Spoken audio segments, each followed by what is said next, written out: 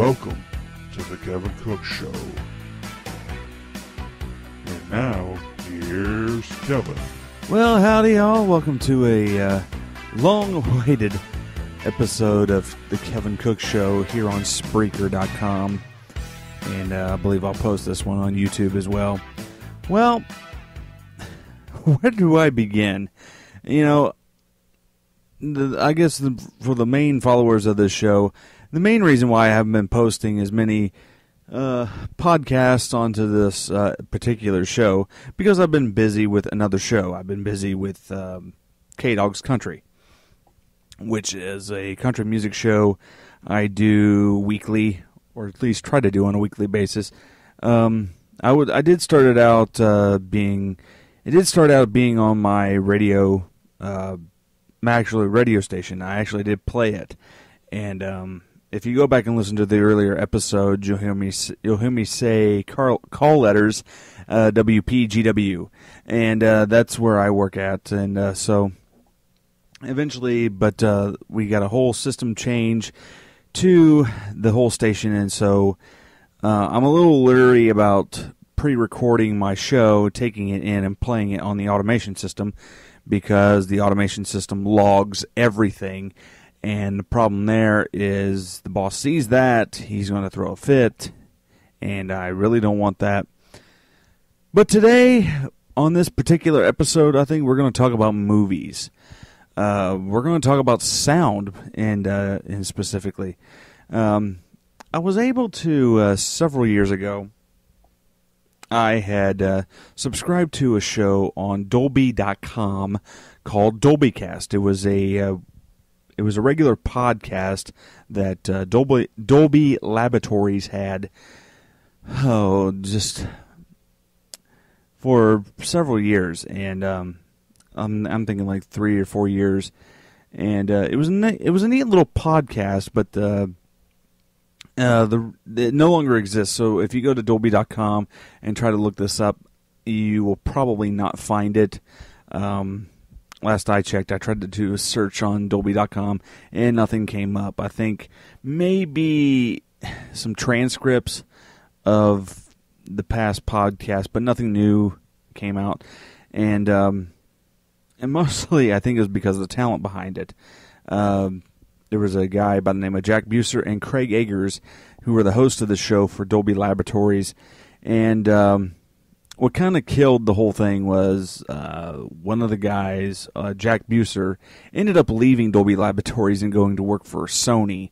And he's working for the PlayStation, and he really got behind that. And, you know, this was, of course, around the time of the format war and all that stuff. And, you know, Blu-ray HD DVD, which was going to go.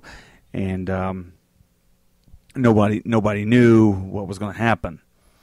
And I used to subscribe to this podcast, and I burned a few onto CD, and this one in particular I would really like to share.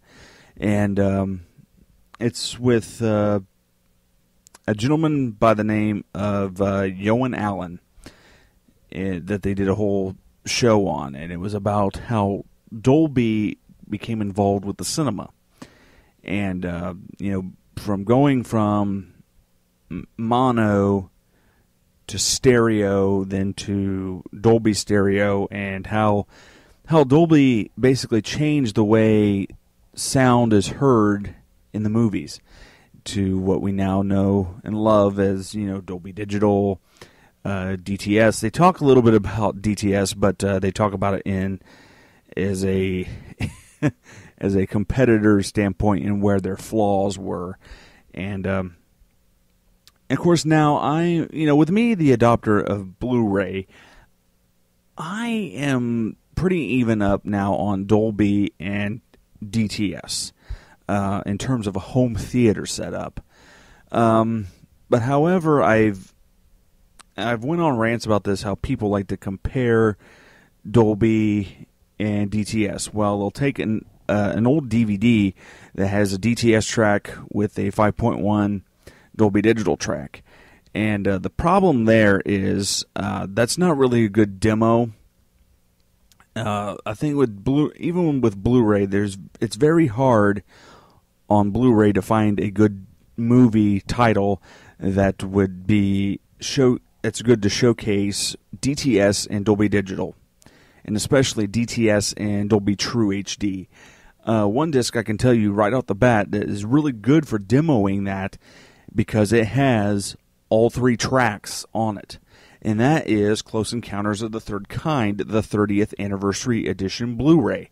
That's the only one I can think of right off the top of my head where it's a good demo disc between sound formats. But other than that, you can't compare what was on DVD. I know there was one guy on YouTube, I saw that, and he was trying to do a comparison, and he was so sick of people just using the default Dolby Digital and not clicking on DTS. Well, there's a problem. Not everyone has a DTS decoder amplifier, and 2, DTS is uncompressed, and Dolby Digital is compressed, but now with Blu-ray, it is not compressed. But I thought I'm going to play this episode of Dolby Cast with Jack Eggers, with Craig Eggers and Jack Buser. I'm sorry, I had their names mixed up. And they are interviewing Johan Allen, who is Senior VP of Dolby Laboratories. And this man was involved from the get-go. And so, without further ado, let's roll the podcast. Hello and welcome to Dolby Cast, the insider's guide to entertainment technology from the experts at Dolby Laboratories. I'm Jack Buser. And I'm Craig Eggers. And we're here to give you the straight talk on everything you need to please your ears. Well, Jack, it's summertime in San Francisco. It is the end of summertime, I might add. I got a tear in my eye with these clouds rolling in. Now, did you go out and build an outdoor home theater system like we talked about in the last podcast? I did not. Remember, I live in an apartment in downtown San Francisco, so there's no such thing as even outdoor, let alone outdoor home theater. Well, I think I've asked you all the questions we're going to ask on this particular podcast because we have a very special guest coming up. And in our next podcast, we're actually going to do listener questions. That's right. We just because the guest today is so special, we've got Johan Allen, Senior VP here at Dolby Laboratories, who's going to tell us all about how Dolby got involved with the cinema, the history of the cinema. We're going to hear, I'm sure, all kinds of wonderful stories. If you're interested in movies and how they were made and how they sound great, this is the man. This is the man. So we're going to skip listener questions today, and then next podcast, we're actually going to do the entire podcast with nothing but listener questions. We're running so behind. We're running so behind. Everyone, we apologize for running behind. Hopefully we make up for it in the next podcast, where we're just going to answer as many questions as we possibly can. So let's go to a quick break, and we'll reintroduce our guest right after this. You got it. You're listening to Dolby Cast. Got questions for Jack or Craig? Email dolbycast@dolby.com.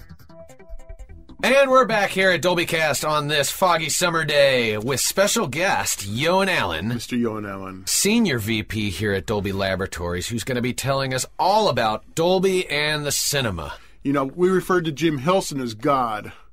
So how do we refer to Johan? I don't know. God of Gods, God maybe. of Gods, maybe. Johan, you've been with Dolby for how long? Great, Jack. Thanks for having me here. I've been with Dolby since 1969, so I'm into my 38th year, I think. And that takes you back somewhat just after the flood. Just after the flood. You have been so instrumental in bringing surround sound to movies.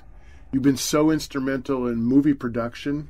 Tell us about, the first surround sound movies, how that happened, how that transitioned from just watching movies in stereo to all of a sudden having the ambiance of surround sound in the theater, what that brought to movies and your involvement with it. I think you have to go back further and go back to Dolby's beginnings, which were in noise reduction. You all remember analog tape recording and the hiss? Well, we started out in that marketplace professionally as well as in the consumer field. And the professional marketplace gravitated towards multi-track tape recorders in late 60s, early 70s. And my job was to get all those 16-track recorders equipped with A-type noise reduction.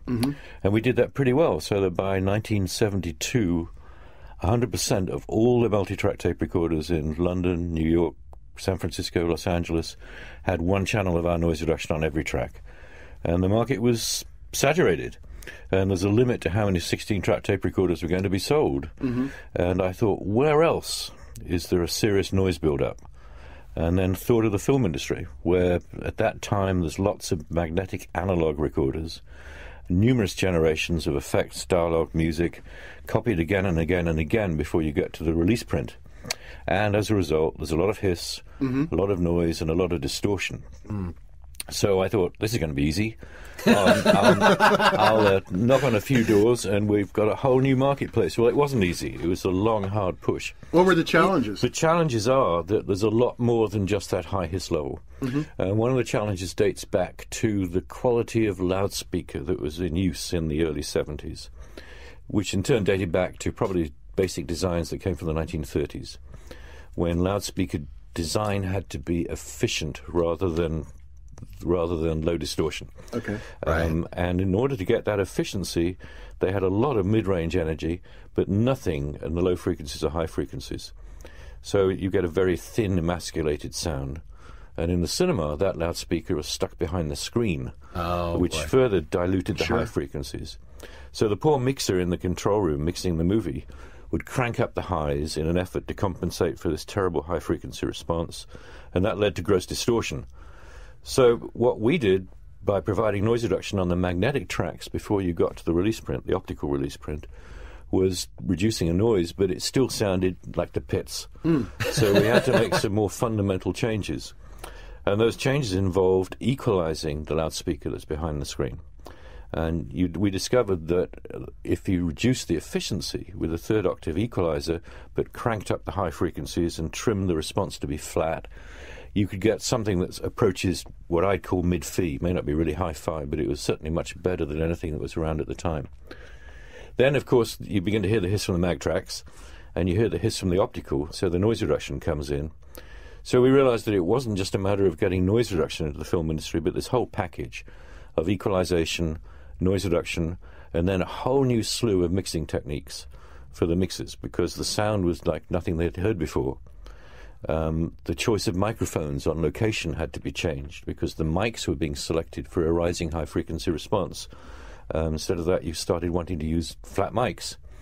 There was a tendency to drift towards lavaliers. Now, I've got nothing against lavaliers, but they never really sound like a person. Right. You may understand the words, but it's not real.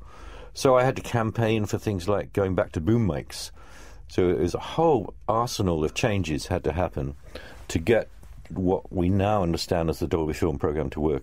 So you were working all up and down the chain then. So you were making changes in the actual exhibition and then all the way up to the microphones that were being... All the way to acquisition. All the way back. You got the wrong way. Start with the mic. Right, of course. And that now we're still talking about mono. 99% of all the films releases and heard in let's say, early 70s were mono optical soundtracks, photographic soundtrack. Magnetic stripe was extremely rare because it was very expensive and it would be used for an occasional road show and then only in big cities. So at that time, think back, many people had only mono in the home. There was no stereo or very little stereo. Right. So we decided around 1974 that we would plug in a revolution and try and get more stereo into the theaters. And took the mono-optical soundtrack, split it in two, and demonstrated that you could get 3 stage channels, we haven't even got to surround yet, very effectively out of the conventional optical soundtrack. So there's 3 channels were left, center, and right. Now think about this for a minute. What we're taking to the industry then is, instead of a mono sound in the cinema that goes from about 150 hertz to 3 kilohertz, we're introducing a stereo sound that goes from probably 50 or 60 hertz out to about 10 kilohertz. And this is, whoa. That's a huge change. And not only that, but we introduced it in such a way that the characteristics were pretty compatible for mono playback. So we didn't have to issue 2 separate versions of each print, which is anathema for film distribution. You've got to have a single inventory release. Otherwise, it's just not economically viable. Because there was probably still a lot of theaters which could only do mono for some time. Yeah, absolutely. Yeah.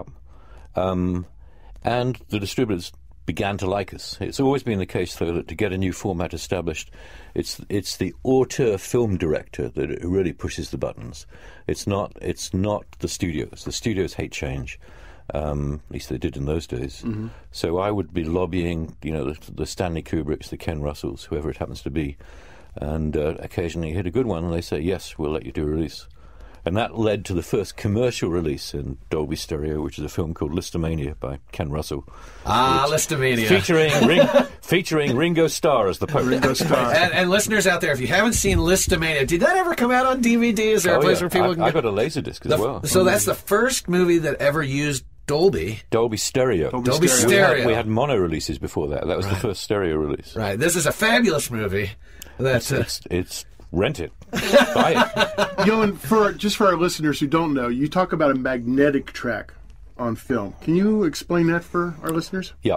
Most films are still heavily reliant on the photographic track, which is an analog varying width of black and white track on the side of the film. Well, you shine a light through it, right? You shine a light through it, and the modulation is caused by the varying width of the black and white track. This is so difficult to do on sound only. You want to eager to get a piece of paper out and change it. It's like a picture of the waveform, if you will, printed onto the... Absolutely. Now, some films back in the 70s, up until late 80s, early 90s, were released with mag stripe. And in this case, what they'll do is they'll print the picture onto the film. Then that film is taken to a different company where a magnetic oxide stripe is painted on the print. With a 7mm print, it's 1, 2, 3, 4 separate stripes. Of varying widths. Then the film is baked dry to harden the oxide. Then it's taken to another place and recorded in real time. So by now you'll realize that the cost is just unbelievably extravagant. Sure. Each print has to be separately recorded in real time. In fact, it's more than real time because the operator has to change the reels. So that the cost of a 70mm print was, I think, in the order of $30,000. Compared to a 35mm print where we're talking about $1,500 at the time. Wow. So that's why not only was there not much 35 mag, but limited 70mm releases because of the cost. So we've talked about up to 3 channels up to this point. Let's talk a little bit about surround sound. How was surround sound born? Was this an epiphany? If so, by who? What were some of the first films? And we went to Barbra Streisand, her production company, to try and get a release of A Star Is Born in Dolby Stereo. And they said, okay, we'll do it, but only if you can do an effects track, which is what the surround track was called in those days. It was literally effects. It switches on, switches off. It wasn't like ambience. It was for clear-cut effects. Well, I went to the engineering department. I said, can you do this? Can we find a way to encode surround material in? Oh, yes, they said. How long have we got? I said, you've got till December. And July passed. This is 1976. July passed. August passed. September passed. We got to October. And by this time, I'd committed to try First Artist to provide a surround channel off the optical. And, there are things you can't do. You can't put the surround on the other side of the film because then you cease to have single inventory. You've got to find a way to code it into that track. So I frankly then kludged together a combination of Sansui's QS matrix system, a delay line to suppress crosstalk. People think that delay on Dolby Surround is to do with sound effects or something, but it isn't. It's just to produce the crosstalk. And a Dolby B decoder to take the noise out of the Bucket Brigade delay we were using. Lo and behold, I had a working surround system. Demonstrated it to First Artist. They said, fine. Oh, and that became the first film in Dolby Surround. And that stayed to this day as the basic thing that developed into ultimately ProLogic 2. To this day, you're absolutely right about that. And obviously, it's been greatly matured since then. The nature of the matrix has changed. The whole thing has got more sophisticated. But that was the origin of it, was we got to do this for Star Is Born. Oh, well, listen, Yoan, this is all so wonderful. We're going to go to a break. When we come back, I want to know what that Sansui box is all about. So we'll be right back. Thanks for listening. This is DolbyCast. Hi, I'm Braden Russell. And I'm Ara Jardarian, and together we're the HT guys. You're listening to the DolbyCast, and if you've got a question about audio, where do you send it? To DolbyCast@dolby.com. And we're back here at DolbyCast with very special guest Yoan Allen, Senior VP here at Dolby Laboratories, who's telling us all about the early days of cinematic surround sound. Now, you mentioned a particular Sansui box, and I'm quite a gearhead, as our listeners, longtime listeners anyway, probably know well by now. What was this? What was this Sansui box that you used to build the first Dolby surround sound system? Oh, Jack, any of your old listeners will remember back in the late 60s and early 70s, quadraphonic sound, which was an attempt to get 4-channel sound into the home. And there were 3 main competing companies, Sansui, CBS, SQ, and JVC. And the Sansui system, known as Sansui QS, was a matrix system, as was the CBS SQ system. And I believed at the time that the QS system was slightly superior. Quadraphonic sound died out in the home, but lo and behold, we had a few Sansui boxes around. And so that was a convenient way to get a matrix encode-decode system.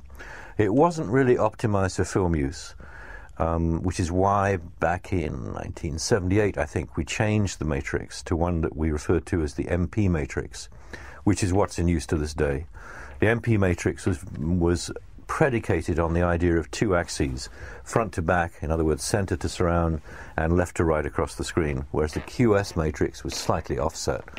But it worked well enough for us to be able to release A Star is Born that way, and a few other films before we got to May of 1977, which was the release of Star Wars, which represented a huge jerk in the number of theaters we had equipped. And Yoan, that's the movie that most people associate with surround sound. It was probably their, next, for the majority of people, it was probably their first experience with surround sound in the cinema.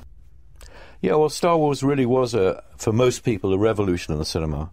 It was a revolution for the film industry as well, because here we had a single inventory release that meant that every Star Wars print in every theater was capable of being playing in stereo with surround sound.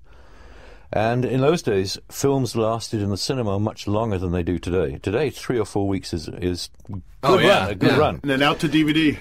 But nowadays is very short. Those days, things were very long. Star Wars could last in some theaters for 6-9 months, which meant that as the success of the film developed, theater owners knew they had the stereo capability, so they said, we'll put it in. I'm going to pay for it in 5 days.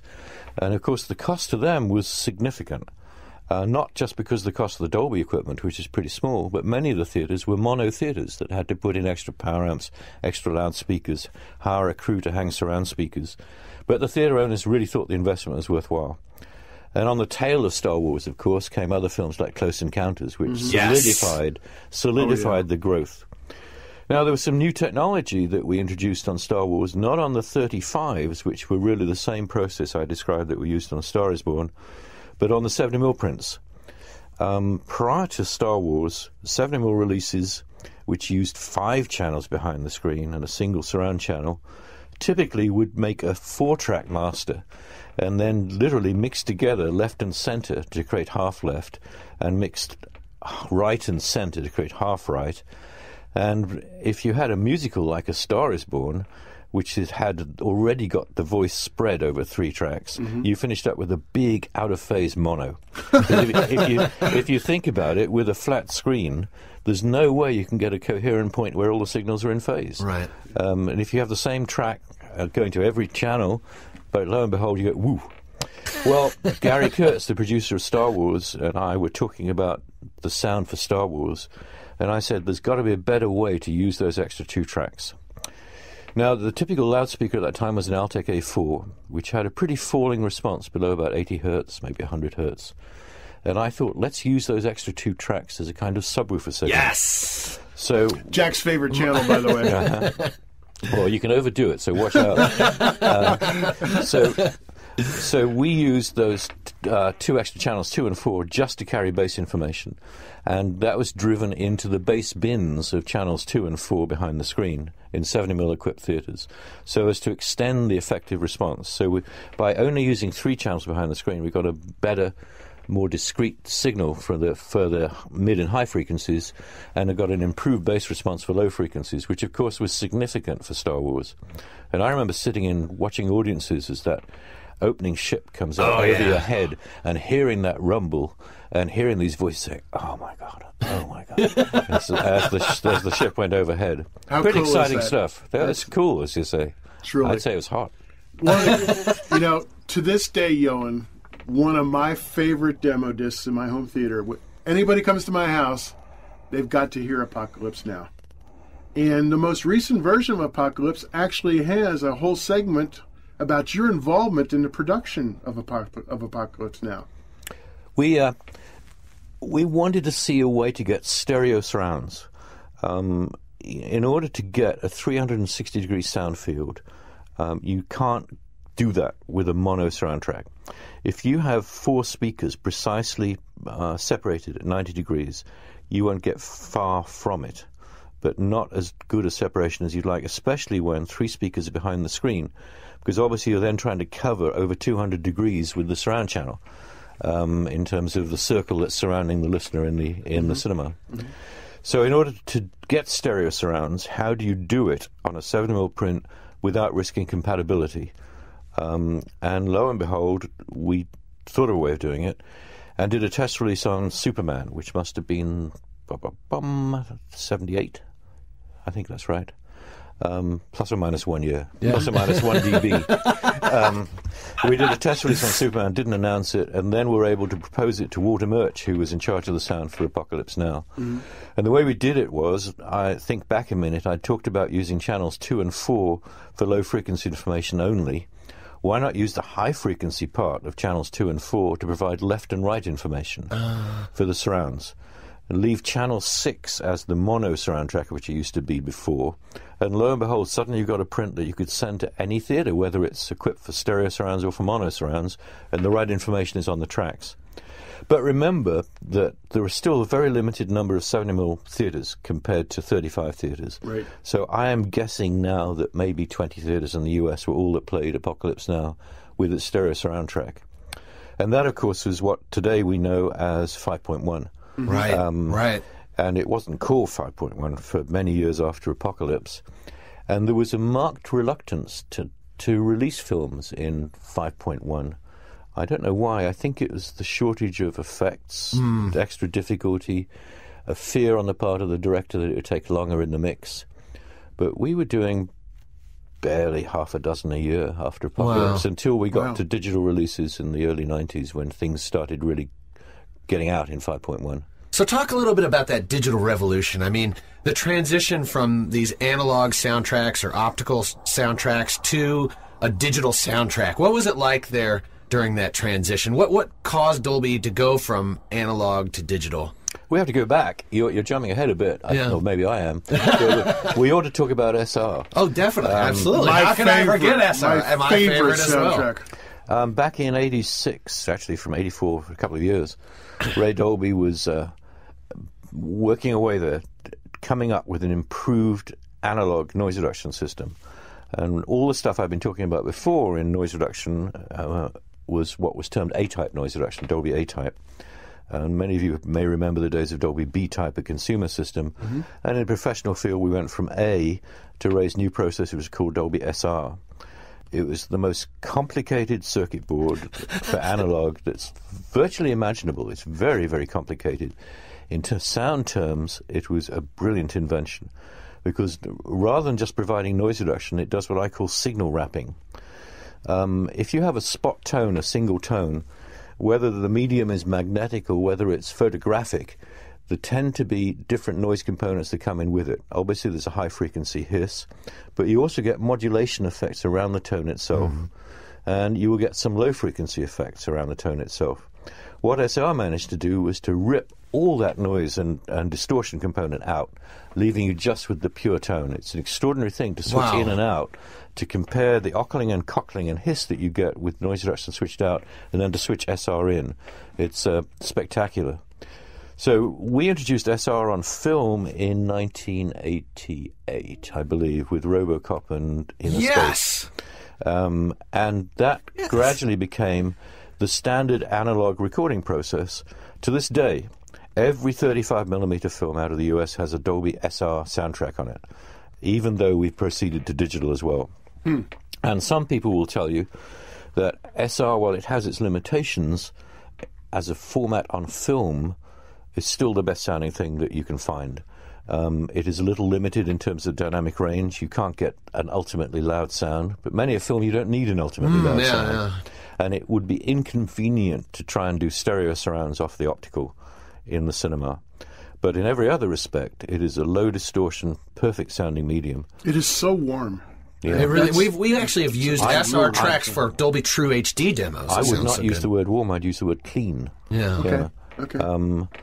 And I still stand by it as great. My demos on film are spectacular. Most people would think they're listening to a digital track. Right. And in fact, you can make a case for the fact that analog is a much more difficult medium to handle, but correctly handled, it can still sound better than digital, done properly. but now you have a problem, which is that there are fewer and fewer people who can take the patience to align a recorder, to bias it, to set the record EQ correctly, and the cost has become prohibitive. Digital today for a digital recorder is unbelievably cheap. Right. This is why, you know, the studio system as we used to know it 20 years ago has fallen into abeyance, because now everybody can afford to build a studio in their garage. Well, that's right. You know, I hope they get better sound deadening. Never mind. Never mind. Okay, so now why we move digital? on. Why digital? So now we move on to digital. One of the reasons is to get more dynamic range, to get a louder sound. A rock and roll movie, a war movie, you need more impact. And the second reason is to find a convenient way to get stereo surrounds. And the third reason, frankly, is marketing. That's right. Because the public in the early 90s was led to believe, rightly or wrongly, that digital was better. Pretty soon we'll have digital toenail clippers, and your nails will be so sharp, and that LCD printout will have a date and time stamp on it. And there was competition. We had other companies in the field saying we're going to use digital sound, and they made some terrible mistakes. Our first competitor in digital sound on film made the mistake of putting the soundtrack in the normal analog soundtrack area. Mistake number one is you suddenly can't have single inventory release because you can only send that to a digitally equipped theatre. Right. Mistake number two is if the digital fails, there's no backup. So all you get to hear is psh. So we realized that we had to leave that superb sounding SR track where it was and put digital data somewhere else. And that's why we chose to put it between the sprocket holes. And by that time, in the early 90s, we were already an expert company at compressing digital data for other applications in broadcast. So we came up with a very effective way to reduce the number of bits you needed to create this 5.1 high-fidelity track, and as a result, increase the bit size to the point that the whole soundtrack is very robust in terms of damage, because prints are given a pretty hard time in cinemas. That's right, yeah. Listen, we better take a short break. When we come back, I want to hear what it means to put the data in between the sprocket holes when we come right back. You're listening to DolbyCast with Jack Buser and Craig Eggers. Be sure to log on to Dolby.com. And we are back with Mr. Johan Allen of Dolby Laboratories, a true pioneer in cinema sound. And not just surround sound, but as we learned earlier, stereo, You enhancing name it. Fidelity, you name it. subwoofers, low frequencies, You got it. all those cool now, things. you mentioned going to digital, that one of our big innovations with digital sound in the theater was actually putting the data between the sprocket holes on the film. Can you talk a little bit about that? Sounds tricky, doesn't it? Yeah. In fact, you'd be amazed at how many people ask me why the sound doesn't run at 96 hertz for the constant buzzing in playback, which is what you think might happen. Because there are 4 sprocket holes for each frame of picture. The frames go at 24 frames a second. This means that 96 blocks per second are going past. Why don't you hear brrrr? Sorry. So, Johan, why don't you hear brrrr? Thanks. Well, the answer to that is think of a bucket. Think of a bucket and you're pouring bucket into a barrel of water. Okay. Even though you're pouring the bucket in one at a time, splash, splash, splash, you can have a tap at the bottom of the barrel, and the water will come out continuously. That's a pretty neat way to think of the bit stream as coming out constantly. We do some other stuff, though, that's pretty nifty, which is that we don't analyze it as a bit stream until after all the bits in a certain block have been put into memory. And only then do we restore it as a series of lines and a two-dimensional matrix before analyzing it. So the net result is that out of, I think it's 560 kilobits raw per second, 360 is pure audio, the rest is overhead, and the reliability rate is really good. And, our theaters can run a print for a pretty long time. Right. Mm-hmm. People ask me whether the analog lasts longer than the digital lasts longer than the analog. And my answer is you can't really compare them because it's a very different failure mechanism. That's right. The analog will develop scratches and tears and stuff like that. The digital will work fine for so many weeks and then suddenly will go dead. Right. But the neat thing about the way we're doing it is that you can revert then to the analog, and the rare occasions that happens. And our modern theatre equipment reverts seamlessly, so you don't even notice the reversion, unless it happens to be a piece with really loud effects where the SR can't keep up. Yeah, that's right. I mean, every time I walk into a theater and I see the Dolby trailer play before the movie, I always know that I'm in for a treat because I'm actually going to be able to hear the movie in its entirety. That's not, necessarily the case if you're watching a movie that's in its second week of running with maybe... I think it's worth recapping. It's worth recapping what we've got here, which is on the standard 35mm prints, which to this day are going to every theatre pretty much in the world now.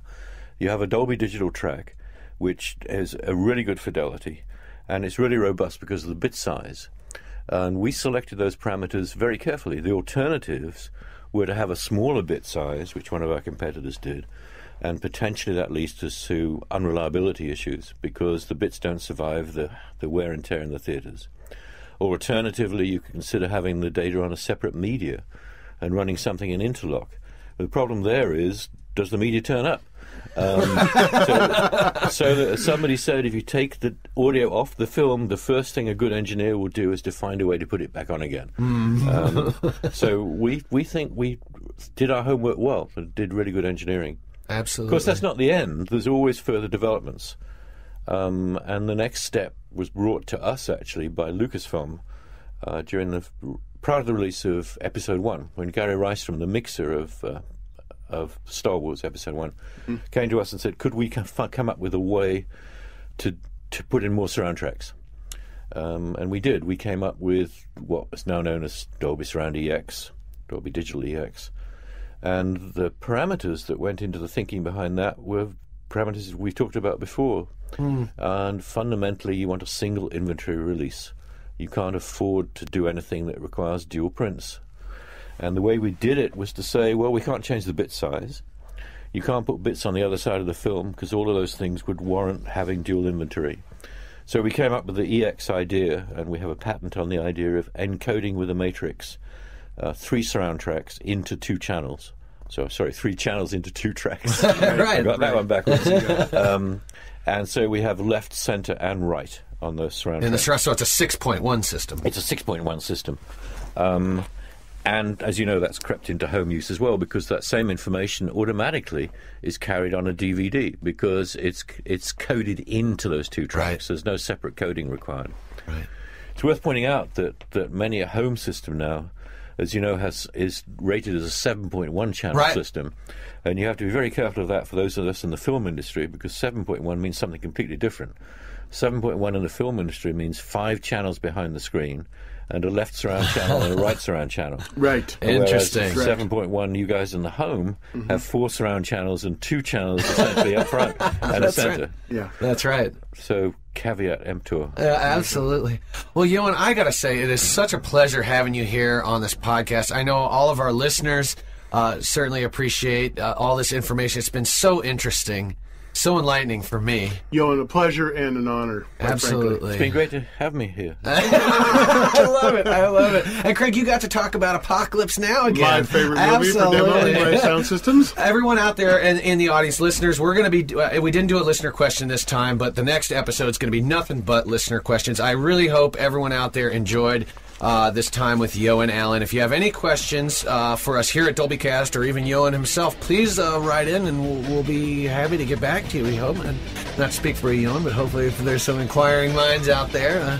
Thanks, Jack. That's great. This has been great. Absolutely. Thank you. And meanwhile, I'm Craig Eggers. And I'm Jack Buser. And this is DolbyCast. All right. Thank you, Yo. Thank you.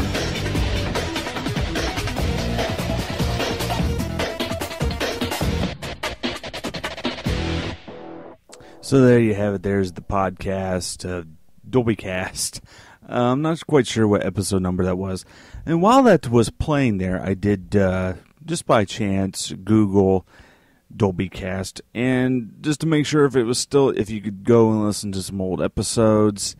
So far, nothing turned up. And I even went to Dolby's website just now, and nothing came up. So, and you may want to do a search, like a Google search. You may want to listen to some other episodes of this really good. I thought it was a really good podcast. I really did, but I just think they just couldn't keep up with it. But it's really interesting to hear what Mr. Allen was talking about. You know, how Dolby evolved throughout the years. You know, from going from stereo to SR to Dolby Surround, Dolby SR, and then going to digital. And I found it really interesting is that, even on film, how they were able to place all the sound data in between the sprocket holes. And I'm sure if you're not any form of engineer or anything like that, some of the things that he was talking about may just gone over your head. And it's just mind-blowing. And and he talked about some of the key movies, and like Star Wars being the big release that kind of exploded stereo surround.